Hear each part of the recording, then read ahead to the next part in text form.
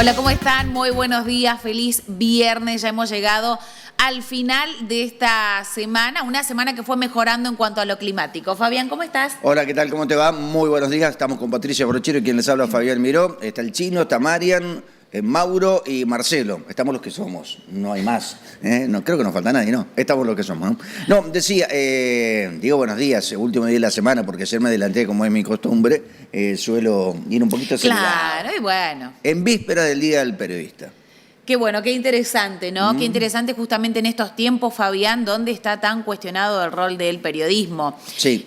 Pero bueno, siempre será que el periodismo, bueno, es la primera verdad de la historia, o sea, quienes hacen conocer la historia y bueno, siempre el periodismo, o casi siempre, se procura porque sea más amigo de la democracia, por eso es cuestionado por muchísimos gobiernos. Totalmente. Y hay gobiernos que, bueno, uno trabaja mejor, con más libertad y mejores condiciones, y hay otros gobiernos donde el rol del periodismo es totalmente cuestionado, puesto en tela de juicio y es más precarizado. Y pauta dependiente. Pauta dependiente, sobre totalmente. todo en los grandes medios de comunicación, en donde bajan línea, donde tenés que decir esto o no tenés que decir lo otro, o aflojar un poquito. Me pasó a mí, no acá precisamente para nada, todo lo contrario, pero en otro lugar, en un medio escrito, me pasó en más de una oportunidad. Y entendí a quienes estaban al frente de eso, aunque no compartían la modalidad, ¿no? Es más, durante el conflicto del campo sufrí apriete de distintos puntos, ¿no? Y otra gente que está trabajando en otros ámbitos seguramente también.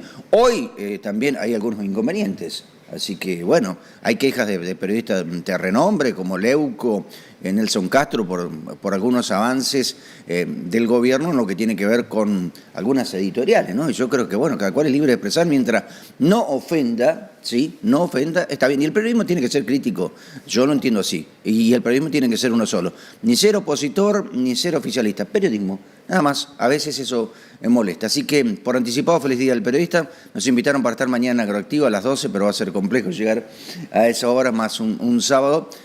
Porque se va a festejar precisamente en la sala de prensa ahí el Día del Periodista, y la verdad que hubiese sido muy, pero muy bueno estar, porque uno se reencuentra con muchos conocidos y amigos de distintos puntos del país y de naciones vecinas. ¿Y qué viene hace el encuentro y el intercambio siempre? Totalmente, el encuentro y intercambio. Yo recuerdo que antes el Ejército, Gendarmería, algunas fuerzas de seguridad, organizaban un lunch, también el municipio, no sé este año la verdad si se hace algo al respecto, porque estaría bueno, ¿no? Juntarse, unificar y criterios, y por ahí, bueno, escuchar las críticas, y si del otro lado también nos quieren hacer crítica, bienvenido sea, ¿no? En eso estamos, ¿eh? Bien, 6 de junio, víspera del Día del Periodista, títulos del 6. El director del INTA apuntó contra el gobierno por su avance en el organismo. En la Comisión de Ciencia y Tecnología del Senado, Ariel Pereda, de él estamos hablando, advirtió sobre el intento de modificar el esquema de gobernanza y explicó por qué es tan importante el rol del ente. Iraeta en Agroactiva, la Argentina está empezando a funcionar nuevamente. En la inauguración de Agroactiva, el secretario de Agricultura, Sergio Iraeta, fue uno de los oradores del encuentro, que también tuvo la participación del jefe de gabinete, Guillermo Francos, quien llamativamente, no fue parte de los discursos. Yerbateros llevarán a la justicia el reclamo contra Milei por no designar presidente para el Instituto Nacional de la Yerba Mate. Lo acusan de presuntamente de no haber nombrado a una autoridad para presidir el Instituto Nacional de la Yerba Mate, lo que, según afirmaron, afectó el funcionamiento del organismo y generó perjuicios al sector. Dijeron que será tramitada en el Juzgado Criminal y Correccional Federal número 2, Secretaría número 3 de Capital Federal. Comenzamos este viernes entonces hablando justamente del INTA, porque el director apuntó contra el gobierno por su avance en el organismo. En la Comisión de Ciencia y Tecnología del Senado, Ariel Pereda advirtió sobre el intento de modificar el esquema de gobernanza y explicó por qué es tan importante el rol del ente. A partir de la situación que se vive en el Instituto Nacional de Tecnología Agropecuaria INTA, por la posibilidad de que el gobierno de Javier Milei publique un decreto con reformas estructurales en el organismo, el director nacional Ariel Pereda advirtió sobre el peligro de modificar el esquema de gobernanza del organismo y pidió un debate racional para preservar su rol estratégico en el desarrollo agropecuario del país. En el marco de una exposición del sector científico y tecnológico que se realizó en el Senado este miércoles, en la Comisión de Ciencia y Tecnología, Pereda destacó el valor del INTA como uno de los organismos de ciencia y tecnología con mayor territorialidad del país, también con mucha presencia activa en todo el territorio nacional del país. En cada pueblito hay una agencia del INTA, una experimental, un investigador o un extensionista acompañando. Es una institución con 70 años de historia, sostenida por una política pública que ha perdurado en el tiempo, y eso no es poco, señaló.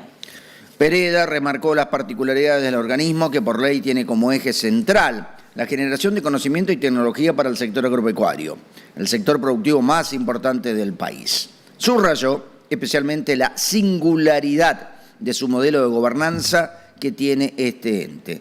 Según remarcó, el Instituto Nacional de Tecnología Agropecuario está dirigido para quienes se benefician directamente de su trabajo, es decir, el sector productivo, que tiene mayoría en su directorio, 10 si mal no recuerdo, el gobierno quiere llevar a 8, mientras que el Estado, ya sea nacional o provincial, ocupa una minoría.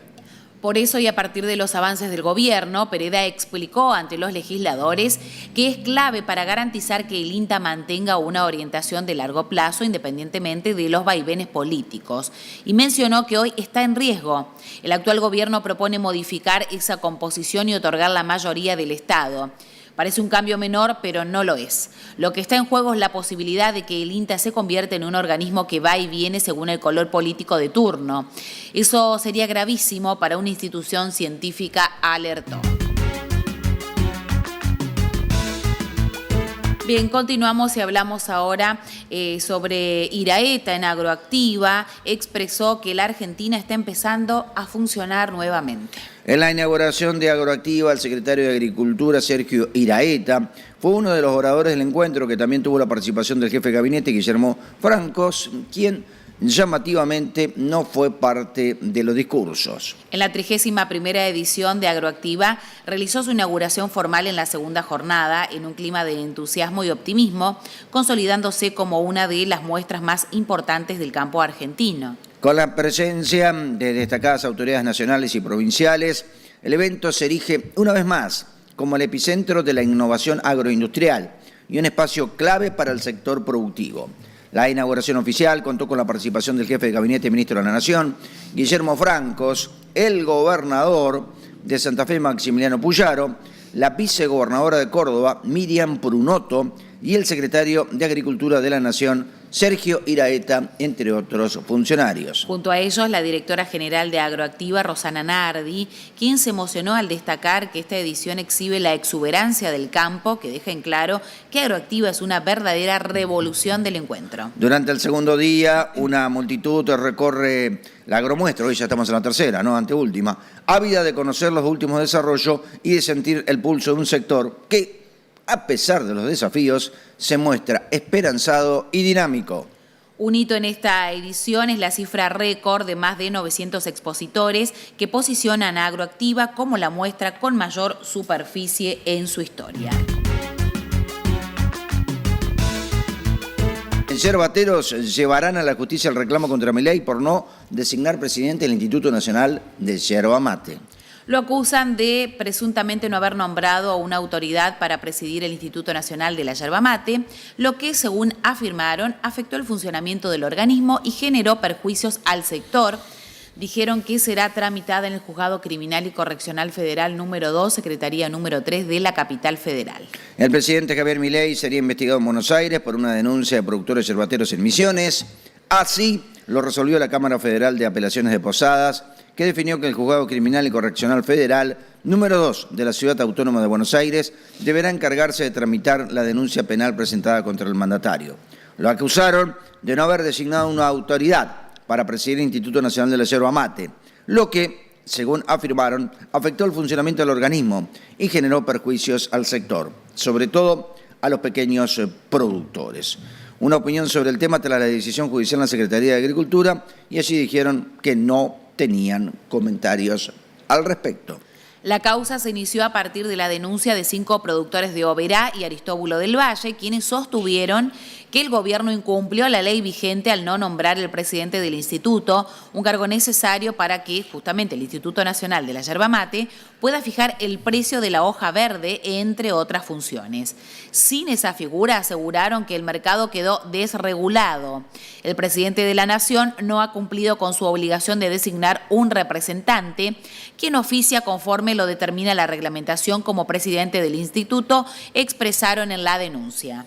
El conflicto se remonta a fines del 2023, cuando el Gobierno Nacional dictó un DNU, donde eliminó artículos clave de la ley, entre ellos los que otorgaban al Instituto Nacional de Yerba Mate la facultad de fijar precios mínimos para la hoja verde y la yerba canchada, así como funciones de registro y control sobre la actividad yerbatera.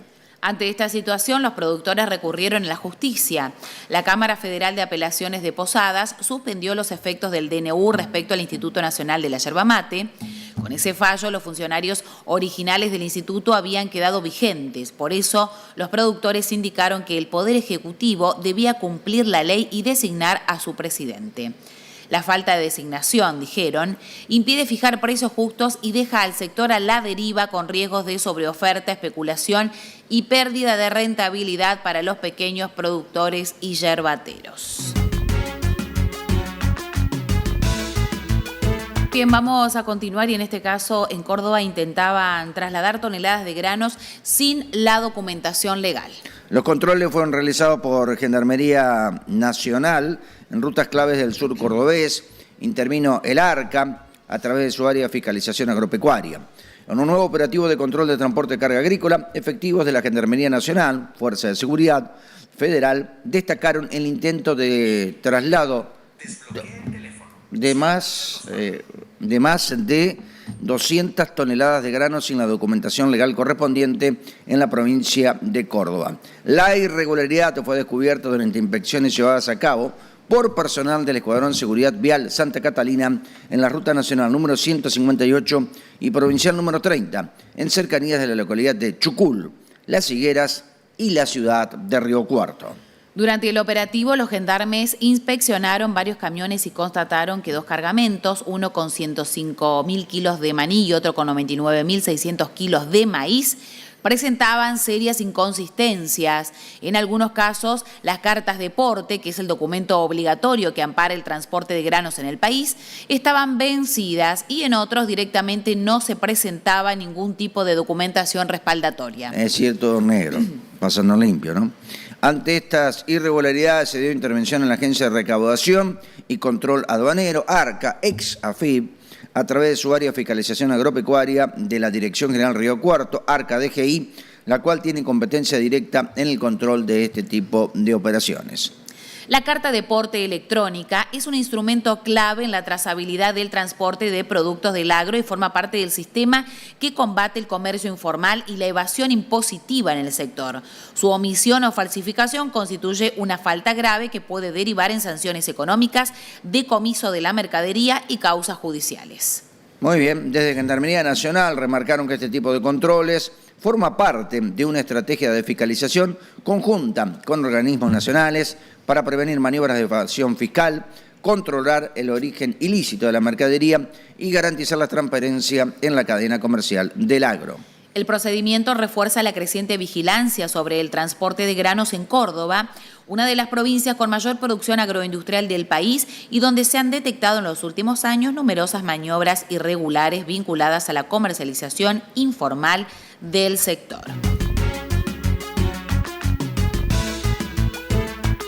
Muy bien, vamos a hablar de una preocupación del sector productivo del este de Córdoba por la reestructuración del Banco Nación. Decenas de empresas e instituciones del este de Córdoba han enviado un pedido a Daniel Tillard, presidente del Banco de la Nación Argentina, para que revea la medida que implica la desaparición de la gerencia zonal Córdoba Este del Banco de la Nación Argentina. En la actualidad, el Banco Nación está en un proceso de reestructuración y el viernes 30 de mayo se le informó a la planta del Banco Nación San Francisco que desaparecerá la gerencia zonal Córdoba Este de la entidad bancaria, ¿no? Y que se fusionará con otras dependencias y que todo lo que se manejaba en ese estamento se centralizará en la ciudad de Córdoba, capital. El gerente zonal tiene un rol esencial en la agilización de los trámites crediticios, que es algo indispensable para las empresas de San Francisco y el departamento San Justo. El Banco Nación es un actor central en el desarrollo productivo de esta zona, explicaron desde la Asociación Bancaria en declaraciones periodísticas. Agregaron que quitar ese puesto sería dejar sin una herramienta clave a una región que tiene un entramado productivo sólido y en expansión, con empresas de gran relevancia como Arcor, Pauni, Dulcor, Manfrey, La Piamontesa y Lactear, entre muchas más. Por estos días, decenas de empresas que sostuvieron y sostienen su progreso, apalancados en el Banco de la Nación Argentina, están remitiendo al presidente del Banco de la Nación de la Argentina, Daniel Tillard, la preocupación ante la reestructuración de la gerencia zonal del Banco de Nación en la sucursal de San Francisco. Una de esas empresas es Manfrey, que suscribió un documento enviado a Tillard señalando que Manfrey nació, creció y se desarrolló en el corazón productivo del interior de Córdoba y desde sus inicios ha contado con el acompañamiento constante de la entidad que usted conduce. No solo hemos encontrado en el Banco Nación un socio estratégico para nuestro crecimiento, sino que la cercanía, el compromiso y el conocimiento territorial de su gerencia zonal en San Francisco han sido claves para interpretar nuestras necesidades como empresa cooperativa generadora de valor y empleo en la región. Añade el comunicado que la presencia, la atención personalizada y el vínculo fluido de la gerencia con las diversas realidades productivas del departamento han constituido durante años un factor diferencial. Consideramos que su traslado no solo podría debilitar ese vínculo, sino también afectar la operatividad de quienes sostenemos la actividad económica en el interior del país. El pedido concreto de Manfrey y de decenas de empresas ligadas al sector productivo y de servicios se resume en estas palabras. Con el mayor respeto institucional y espíritu constructivo, le solicitamos tenga a bien reconsiderar esta medida en pos de continuar fortaleciendo una articulación virtuosa entre el sector productivo y el sistema financiero nacional que nos permita seguir apostando por un desarrollo federal equitativo y sostenible para la Argentina. Reactivación volvió a trabajar a pleno la empresa del mayor default de la historia. Vicentín, que espera el comienzo de un proceso de crampdown, tiene todas sus plantas operativas, según remarcaron en el gremio aceitero. Mientras se reúne la información para resolver la forma y la fecha de inicio de la apertura del procedimiento de crampdown de la exportadora, ordenado por la Cámara de Apelaciones de Rafaela y la Corte, por su parte, decide si acepta o rechaza un recurso de inconstitucionalidad que presentó la empresa tratando de evitarlo en las tres plantas operativas de la firma, San Lorenzo, Ricardo y Avellaneda. Desde esta semana se trabaja normalmente con los procesamientos de granos mientras se espera el pago de los salarios de mayo en tiempo y forma, según los compromisos asumidos. La firma está intervenida judicialmente. Cayó en default en diciembre de 2019 y acumuló más de 1.500 millones de dólares, una deuda inédita en el país para una compañía. Se arrancó con el procesamiento de soja en la planta de Ricardone, se procesan 10.000 toneladas por día, dijo el secretario general del Sindicato Obrero Empleado Aceitero del Departamento de San Lorenzo, Daniel Succi. Lo señalado por el dirigente sindical fue avalado luego por un comunicado del área de recursos humanos de la empresa, cuyo texto expresa: se informa al personal, teniendo en cuenta que el día de la fecha, por el lunes 2 de junio, se logró poner en marcha la planta de producción, 10.000 toneladas del complejo San Lorenzo, muy cerquita de Rosario, permitiendo esto dar inicio a los fasones, es decir, trabajar para terceros, firmados oportunamente. Estamos en condiciones de informar. El siguiente esquema de pagos, los haberes del mes de mayo, se irán cancelando mediante una acreditación parcial los días viernes hasta completar la totalidad correspondiente dentro del mes de junio. Según comentaron obreros de las plantas ubicadas en el denominado Gran Rosario, en el caso de la planta San Lorenzo se volvió a la operatividad tras meses de inactividad total. El hecho fue destacado por el personal y la dirigencia sindical, como así también por voceros del Ministerio de Trabajo de la provincia, que actúa como moderador entre las partes.